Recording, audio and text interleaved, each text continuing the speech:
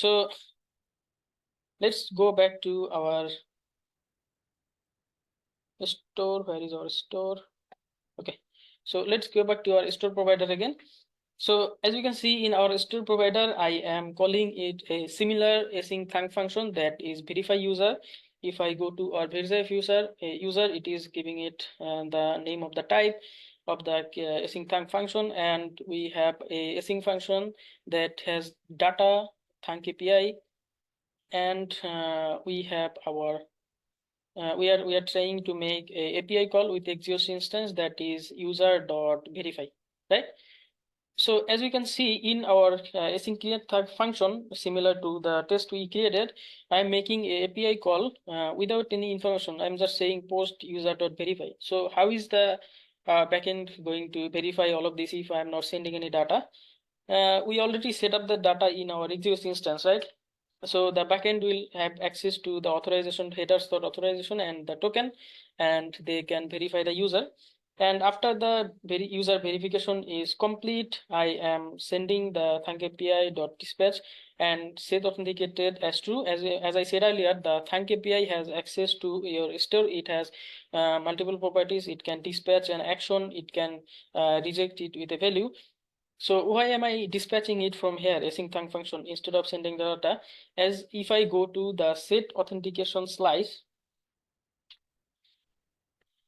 as you can see, it is a different reducer than that. Then I am handling the verify user function. If I go to our user slice, you can see I am handling the verify user async thunk function in our user slice, but I also have to set the authentication as true in our authentication slice. If I go to authentication slice, I am setting up the authenticated to true.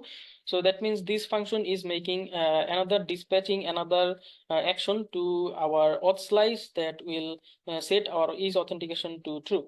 And if the response fails, we are setting our is authenticated to false, and we are rejecting it with a value. In this case, we are sending it as a message. So this training is based on the data you get from your API. So how you handle your API and what kind of data you are getting from UI, that is up to you. And if you are working with a backend developer, you communicate with your backend developer, and you can get how you are going to get the data. You can handle it according to your like. And if we go to our user slice again, as you can see, for our extra reducer, we are adding a case of verifying the user pending state. We are setting the is loading to true, and here we have our fulfill state. That means if the user data is fulfilled and we get user data, we are setting up the user info, our loading state to false, is success to true, and we are also setting a message that user is verified. All right. And we can also add another case that is that will reset all of the states and send a reset a message to user is not verified, right? So okay, so let's go back to our console again, and if I come to Redux, all right, let's reload. Okay, you can see in in Redux we have our authentication reducer, and each auth reducer, the is authenticated is true. Why is it true? Because our store provider, this verify user function was called, and this verify user async thunk function was called, and when our API data was successful, we dispatched a action called set authenticated to true, which set our auth slice initial state to true. Okay, so now you understand the flow. So let me explore the flow again. So when I render our page, or our go to our web page, user goes to our web page, this verify user function is called.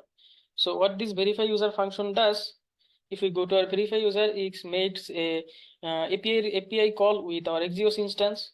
So with our Axios instance, if we go to our cookies, we are setting up our auth.shop as token, and we are getting the token and sending it with our API call. So Now, if the API call is successful, we are setting the is authenticated to true. And if the API call is successful, that means the user is not verified. We are setting the is authenticated to false. So now we have a global state that is called is authenticated. You can name it anything or handle it wherever, however you like. So now throughout our application, we have this state called is authenticated. I can call it from anywhere, or I have access to it from anywhere. So now if in our header, we can say that if our user is authenticated, we are going to show them or access them some functionalities, and if user is not authenticated, we are going to show them our default application. So now let's see if I log out from here.